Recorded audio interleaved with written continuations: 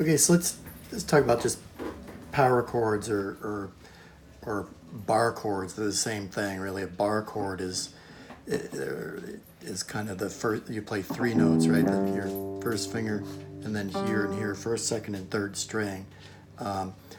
Traditionally, a power chord is only two fingers. It's the first string.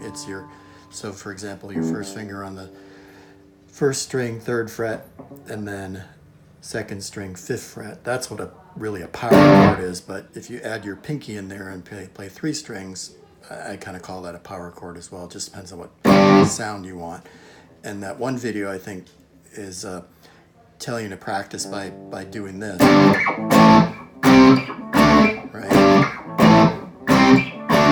Now, one thing important to get used to doing is kind of what you're doing with your pinky here, because there's a lot of strings that you want to mute, basically. So you've got third fret, first string, fifth fret, second string, fifth fret, third string with your pinky right here. And then your pinky, you don't want it to sort of arch up, you want to sort of lay it flat. And by laying it flat, right, let's say I take those other fingers off. By laying it flat, I can play the third string, but the rest of them, it's just sort of laying lightly over them. So that way, you can just, if you strum all the strings, you still only get the top three, because the bottom three, your pinky is kind of laying on it.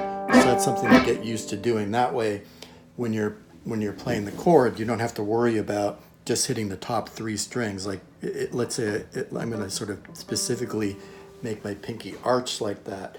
And if I do that, those bottom three strings,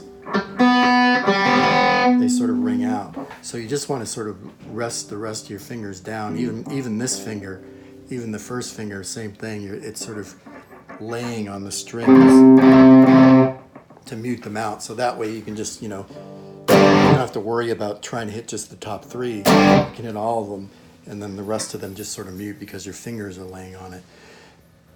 There's another important trick if you're playing a bar chord, power chord on the second string, right? So this one is a power chord on the second string. So third fret, second string, fifth fret, fourth string, fifth fret. It's the third. It's the first. It's the second string, and then the third string, and then the fourth string, basically the power chord.